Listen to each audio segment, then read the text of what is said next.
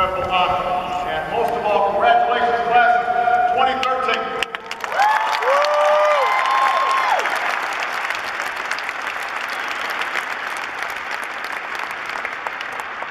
And of course, congratulations to all the parents, families, friends, and faculty here in the Horseshoe. This is your day as well.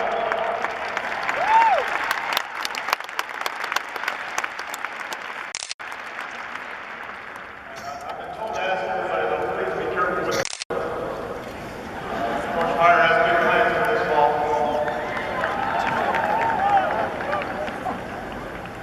I very much appreciate the President's introduction. I will not be today.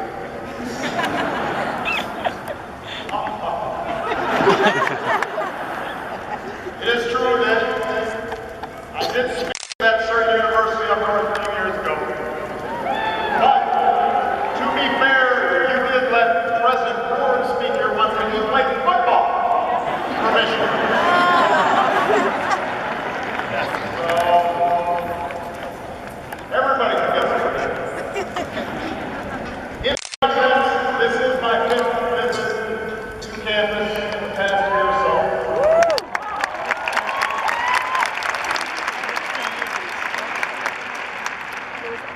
One time, I stopped at the lobbies to grab some lunch.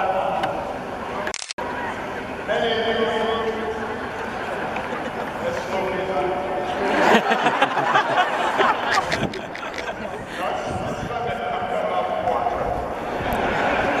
Anyway, so I'm here for a reason. Many of you were still doing breakfast at 11:30.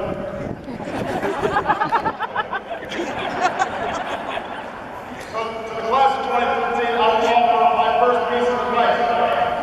Enjoy it while you can. Soon you will not get to wake up and have breakfast at 11:30 on Tuesday. Once you have children, it gets even earlier. But, class of 2013, your path to this moment has found you for years of breathtaking change.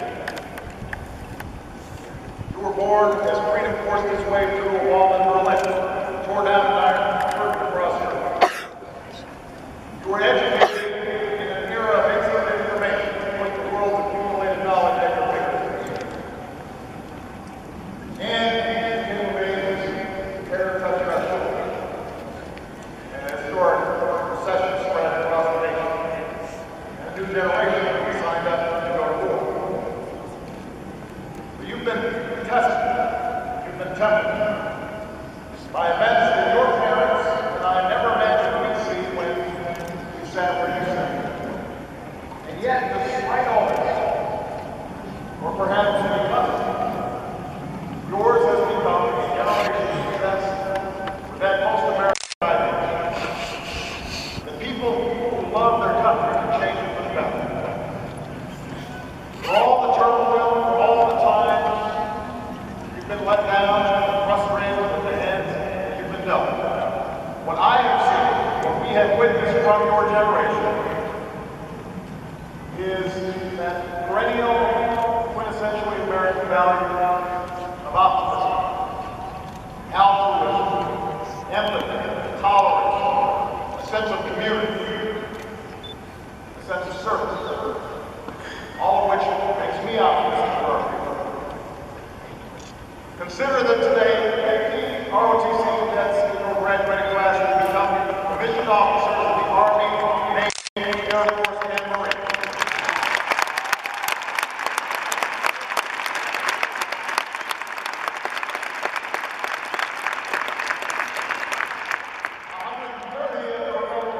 Have already served, some in combat, some on multiple deployments.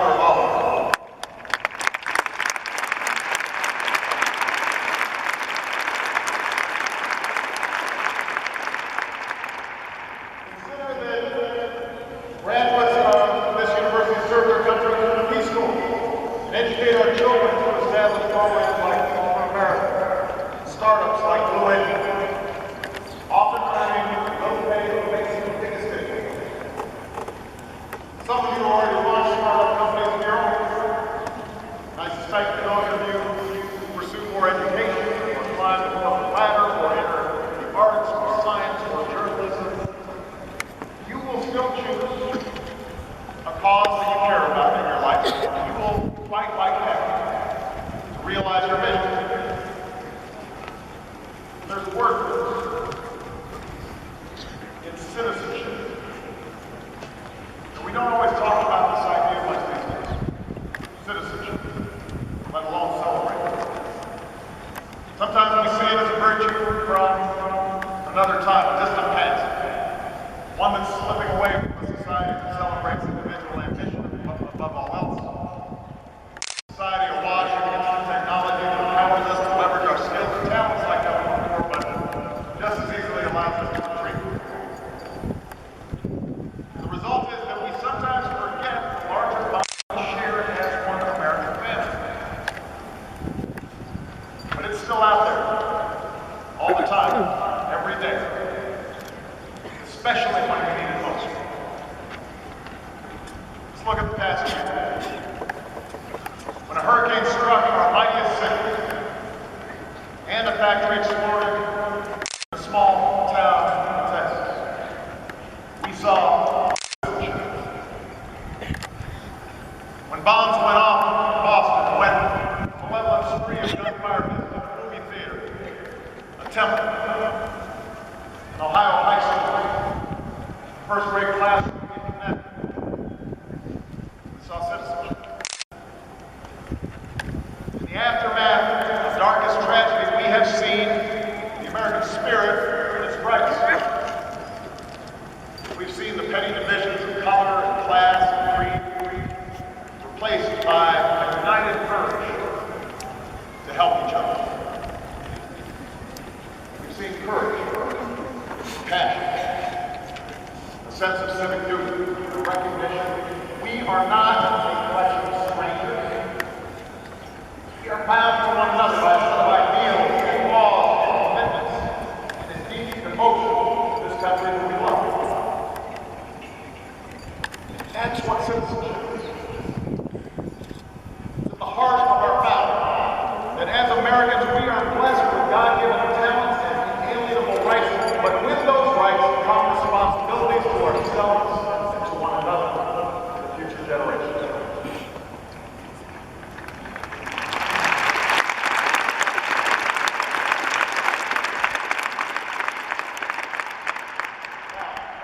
Being honest with ourselves, as you've studied, worked, and served to become good citizens. The fact is that all too often the institutions that give structure to our society have at times betrayed your trust.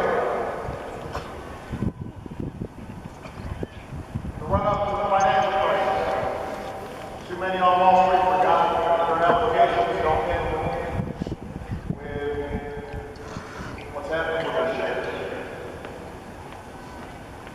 In entertainment and in the media, ratings and shock value all trump news and storytelling.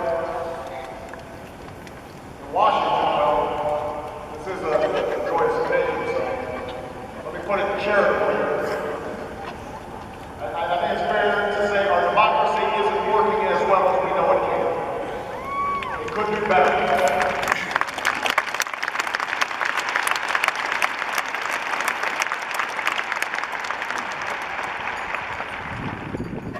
So those of us fortunate enough to serve in these institutions owe it to you to do better every single day.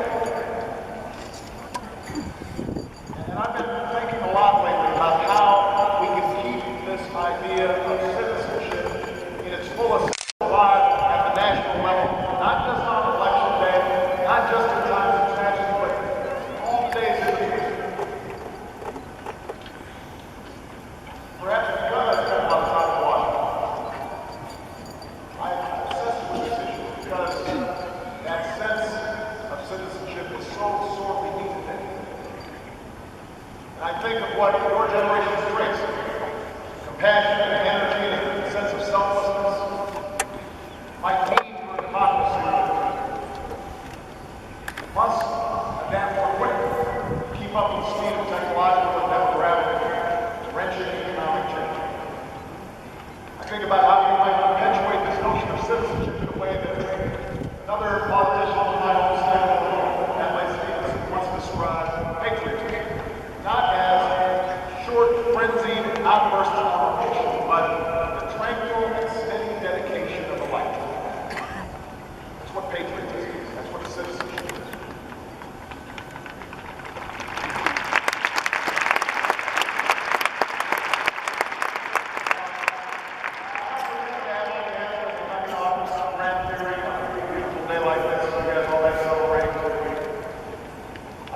partisan either, because that's not what citizenship is about.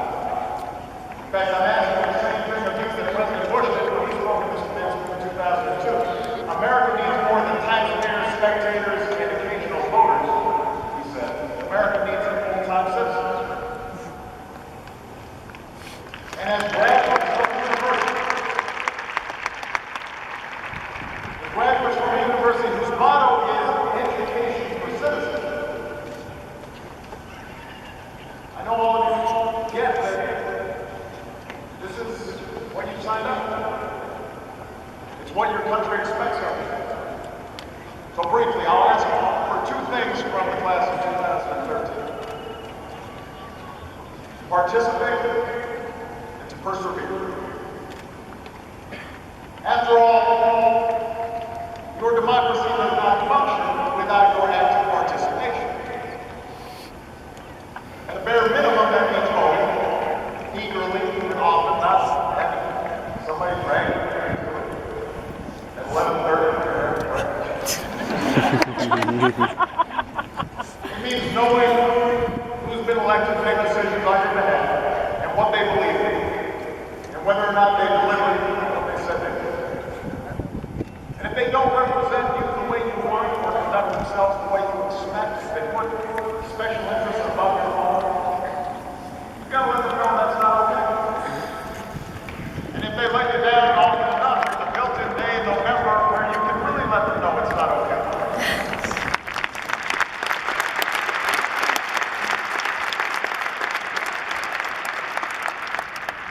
But participation, your civic duty is more than just voting. You don't have to run for office yourself, but I hope many of you do. At all levels, because our democracy needs you. And I promise you, it will give you a tough skin. I know a little bit about this. President Wilson once said, if you want to make enemies, try to change something. And that's precisely what the founders left us, the power, each of us, to adapt to changing times. They left us the keys to a system of self-government. The tools to do big things and important things together that we could not possibly do alone. The stretch railroad, electricity, and the highway system across a sprawling continent.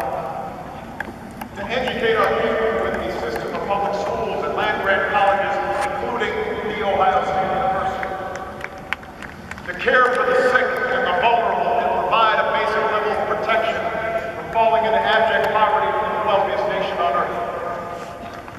To conquer pestilence and disease, to visit the moon and Mars, to gradually secure our constitutional rights for all of our citizens, regardless of who they are, or what they look like, or who they love.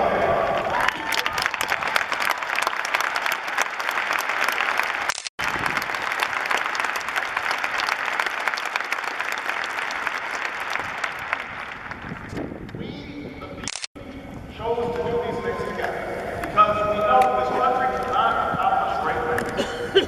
We pursue nothing greater than our individual ambition. Unfortunately, you've grown up hearing voices that incessantly warn government and nothing more than some separate, sinister entity that's at the root of all our problems. Some of these same voices also do the best to govern themselves. They'll warn that tyranny is always what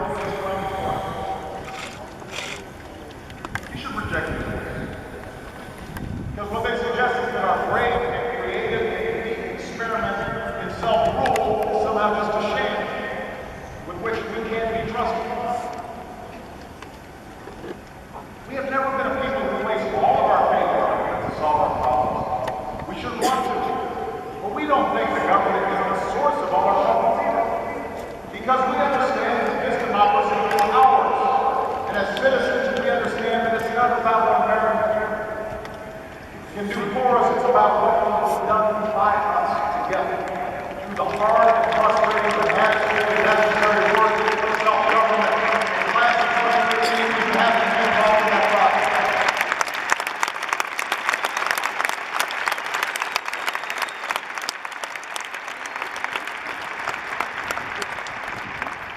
The founders trusted us with this awesome work. We should trust ourselves with it too.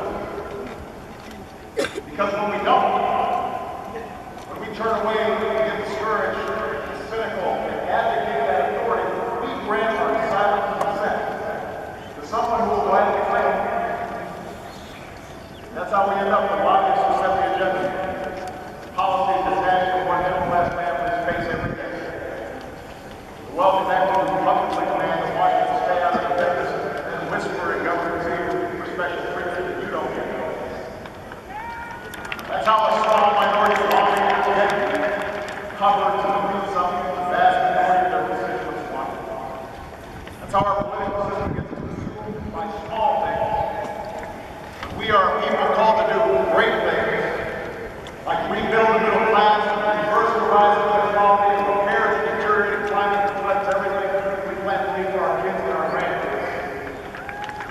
Class of 2013, only you can ultimately break that cycle. Only you can make sure the democracy you inherit is as good as we know it. But it requires a dedicated, informed, and engaged citizenship. That citizenship is a part of the life we're going to take, but it leads us to a better place. It's how we build this together. The question that President Kennedy posed to the nation in the inauguration. The dream that Dr. King invoked. It does not promise easy success or immediate progress, but it has led to success. And it has led to progress. And it has to continue with you. Which brings me to the second thing I ask you all. I ask that you persevere.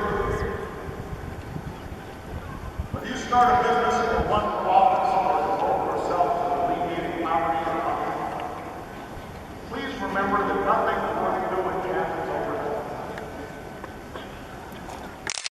A British inventor named Dyson went through more than 5,000 before getting that first really fancy vacuum cleaner just like this. We remember Michael Jordan's 6 championships. We don't remember his nearly 15,000 missed shots. As for me, I lost my first race for Congress, and look at me now. I'm an honorary graduate of the Ohio State University.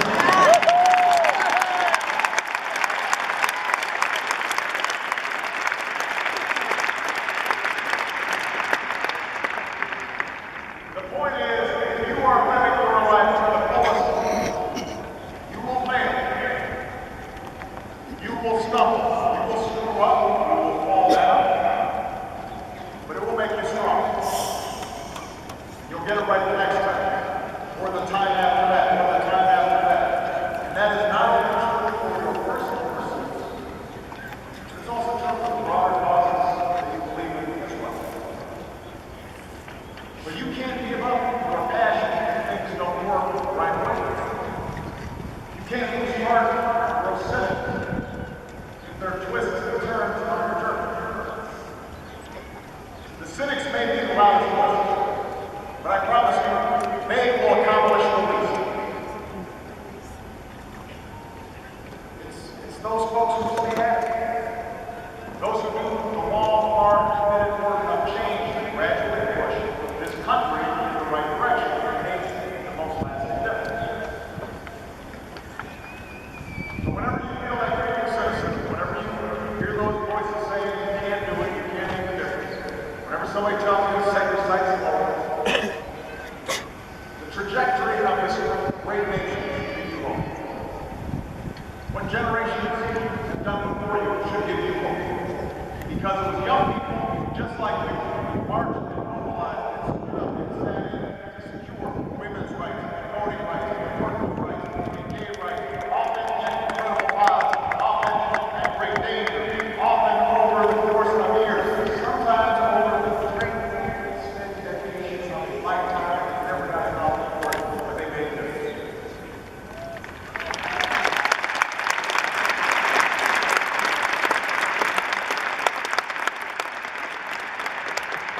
Even if their rights were already secured, there were those who fought to secure those same rights and opportunities for others. That should give you some hope. Where we're going should give you hope. Because while things are still hard for a lot of people, you have everything your future is bright. You're graduating into an economy and a job market that is steadily easing. The once dying American automobile is on pace for its strongest performance in 20 years. Something that means everything to many communities in Ohio and across the country. Huge strides in domestic energy are driven in part by research at universities like Amazon trying to secure our energy. Incredible advances in information and technology spurred largely by the risk takers of your generation have the potential to change almost everything.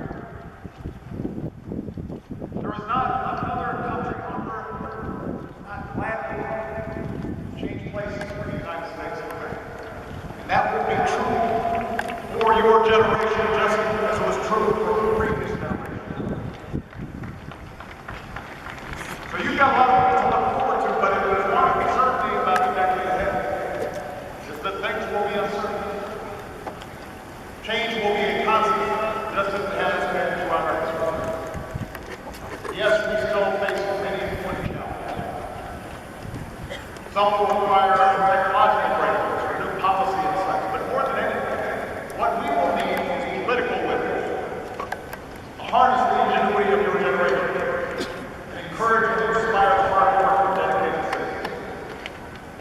To repair the middle class, give more families, to reject a country in which only a lucky few prosper because that's antithetical to our ideals and our democracy. All of this is going to happen if you were involved because it takes dogged determination. Dogged determination of our citizens. To educate more children at a younger age, to reform our high schools for a new time, to give more young people the chance to earn the kind of education that you did at the Ohio State University, and to make it more affordable so that young people don't leave with a mountain of debt. That will take the care and concern of citizens like you.